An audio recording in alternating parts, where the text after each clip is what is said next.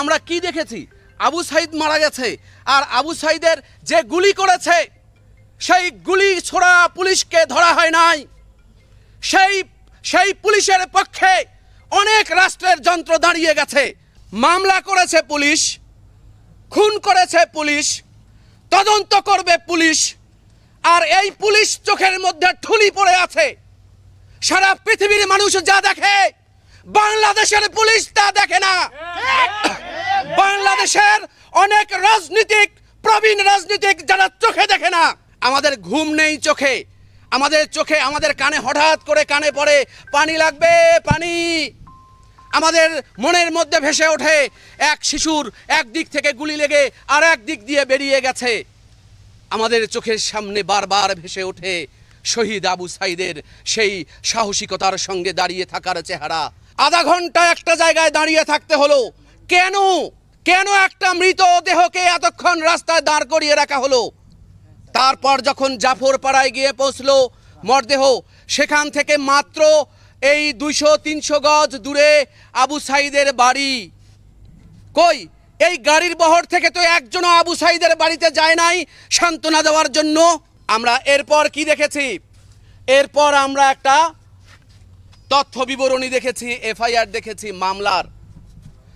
মামলা করেছে পুলিশ, খুন করেছে পুলিশ, তদন্ত করবে পুলিশ, আর এই পুলিশ চোখের মধ্যে ঠুলি পড়ে আছে।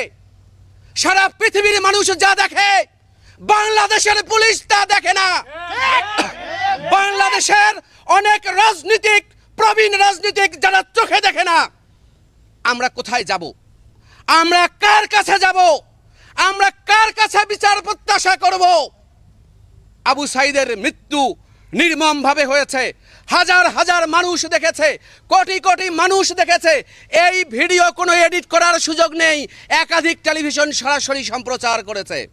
আমরা জেনেছি এই যে এফআইআর দেওয়া হয়েছে, আপনারা এটা পড়েছেন কিনা দেখবেন। এই বিশ্ববিদ্যালয়ের মাননীয় উপাচার্য অধ্যাপক হাসিবুর রশিদ স্যার যখন বাসায় ছিলেন, তখন তার বাড়ি পুড়ে দেওয়ার জন্য যে আয়োজন করা হয়েছিল সেটি আর এক বিভীষিকাময় বাস্তবতা তৈরি হতে পারত। আপনারা যারা দেখেন নাই তারা গিয়ে দেখবেন সেখানে কি ঘটনা ঘটেছে। বাড়িতে আগুন দেওয়া হয়েছে, সেই আগুন যদি ভিতরে চলে যেত, গাড়িতে আগুন দেওয়া হয়েছে, সেই গাড়ির ধোঁয়ায় ভিতর থেকে নিঃশ্বাস নেওয়া যাচ্ছিল না। কিন্তু পুলিশের এফআইআর কি করেছে? আবু সাইদ যখন তার মৃত্যু ঘোষণা করেছে 3:05 তখনও তো এই বিশ্ববিদ্যালয়ের কোনো শিক্ষার্থী আন্দোলন নিয়ে ভিতরে প্রবেশ করে নাই। এফআইআর এমনভাবে লেখা হয়েছে, পড়লে মনে হয় একই সময়ে সব ঘটনা ঘটছে। এই সমস্ত কলাকৌশল, এই সমস্ত কুটচাল সব কিছু থেকে বাংলাদেশের পুলিশকে অনুরোধ করি, আপনাদের বাচ্চা আছে, আপনাদের আত্মীয় স্বজন আছে, আপনাদের নিকটজন আছে, এই দেশ আপনাদেরও দেশ। 1971 সালে মহান মুক্তিযুদ্ধে রাজারবাগে কত গোলাগুলি হয়েছে, কত পুলিশ জীবন দিয়েছে, আপনারা কি সেগুলো স্মরণ করেন না? আমরা আজকে যারা মহান মুক্তিযুদ্ধের কথা বলি, 30 লাখ মানুষের জীবন বিনিময়ে যে বাংলাদেশ হয়েছে, আমার কোনো নৈতিকতা বোধের দরকার নেই, কোনো ধর্মীয় চিন্তার দরকার নেই। এই ভূখণ্ডের যে মানুষ চিন্তা করবে 30 লাখ মানুষের প্রাণের বিনিময়ে একটা বাংলাদেশ হয়েছে, এই বাংলাদেশের কোনো পুলিশ নির্মমভাবে কাউকে গুলি করবে না, কোনো পুলিশ কাউকে নির্দেশ দেবে না গুলি করবার জন্য। আমরা কি দেখছি? মুখে আমরা যত মুক্তিযুদ্ধের চেতনার কথা বলি, এই চেতনা যখন বাণিজ্যে পরিণত হয়েছে, এই চেতনাকে ব্যবহার করে যখন আমরা নানান সুযোগ সুবিধা ভোগের ক্ষেত্র প্রস্তুত করেছি, তখনই গণমানুষের মধ্যে তৈরি হয়েছে নানান রকম ক্ষোভ। আমরা আমাদের এই ছাত্রদের মনস্তত্ত্ব বুঝতে ব্যর্থ হয়েছি, আমরা আমাদের শিক্ষার্থীদের দাবি দেওয়া বুঝতে ব্যর্থ হয়েছি। এই দায় আমাদেরকে বহন করতে হবে। এই দায় বহন করে সুষ্ঠু সমাধানের পথ নির্দিষ্ট করতে হবে। তা না হলে আমরা যে বাংলাদেশের দিকে এগিয়ে যাচ্ছে যেদিকে, সেটা কোনো সুস্থ বাংলাদেশ নয়, এটি একটি অসুস্থ বাংলাদেশ। আমি এখানে একটা কথা বলতে চাই। আমি যখন রাজশাহীতে পিএইচডি করি, আমার 1 বছরের বাচ্চা অসুস্থ ছিল।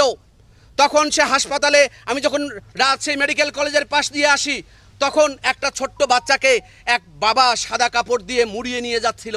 আর এই দৃশ্য দেখার পর আমি কাঁদতে কাঁদতে ঢাকায় গিয়েছি। ঢাকায় গিয়ে সন্তানের মুখ দেখার পর আমার মনে হয়েছে, না, আমার সন্তান ঠিক আছে। তাহলে আজকে যাদের সন্তান এই আন্দোলন করছে, যাদের সন্তান গুলি খেয়েছে, যাদের সন্তান এই লড়াইয়ের মধ্যে আছে, তাদের বাবা মায়েরা কি ভাবছে? তাদের বাবা মায়েরা যে কোনো কোথাও কেউ মারা গেলে নিজের সন্তানের চেহারাটা দেখছে, যে কোনো কোথাও গুলিবিদ্ধ হলে, বন্দী হলে নিজের সন্তানের চেহারাটা দেখছে। তার মানে বাংলাদেশের কোটি কোটি মানুষ ভালো নেই। আমরা ঘুমাতে পারি না, আমাদের ঘুম নেই চোখে, আমাদের কানে হঠাৎ করে কানে পড়ে পানি লাগবে, পানি। আমাদের মনের মধ্যে ভেসে ওঠে এক শিশুর এক দিক থেকে গুলি লেগে আর এক দিক দিয়ে বেরিয়ে গেছে। আমাদের চোখের সামনে বারবার ভেসে ওঠে শহীদ আবু সাঈদের সেই সাহসিকতার সঙ্গে দাঁড়িয়ে থাকার চেহারা, যে আবু সাঈদ সারা পৃথিবীর মানুষকে পথ দেখিয়েছে কি করে অস্ত্রের মুখে সোজা হয়ে দাঁড়িয়ে থাকতে হয়। আবু সাঈদকে স্যালুট জানাই। আমরা কি দেখেছি? আবু সাঈদ মারা গেছে, আর আবু সাঈদের যে গুলি করেছে সেই গুলি ছোড়া পুলিশকে ধরা হয় নাই। সেই পুলিশের পক্ষে অনেক রাষ্ট্রের যন্ত্র দাঁড়িয়ে গেছে। অথচ মাননীয় প্রধানমন্ত্রী শেখ হাসিনা তার বক্তৃতায় বলেছেন, রংপুরে একজন মারা গেছে পুলিশের গুলিতে, তার বাড়ি পীরগঞ্জ, তার পরিবারের প্রতি তিনি সমবেদনা জানিয়েছেন। আর এই পুলিশের পক্ষে বহু মানুষ পক্ষ নিয়েছে। এই পুলিশের গুলির বদলে আবু সাঈদ কি মারা গেছে 16 বছর বয়সী মাহিমের কোনো অত্যাচারে? মাহিম 16 বছর বয়স, পুলিশ লাইন্স স্কুল অ্যান্ড কলেজের ছাত্র। তাকে পূর্ণ বয়সকে দেখিয়ে 19 বছর বয়স দেখিয়ে কারাগারে পাঠানো হয়েছে। দীর্ঘ 12 দিন তার বাবা মা তাকে দেখতে পারে নাই, না জেল গেটে না অন্য কোথাও।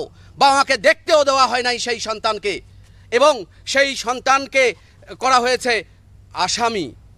কত প্রহসন! আমরা আর কত মিথ্যার পথে হাঁটতে থাকবো? আমরা এই পথ হাঁটা বন্ধ করতে চাই।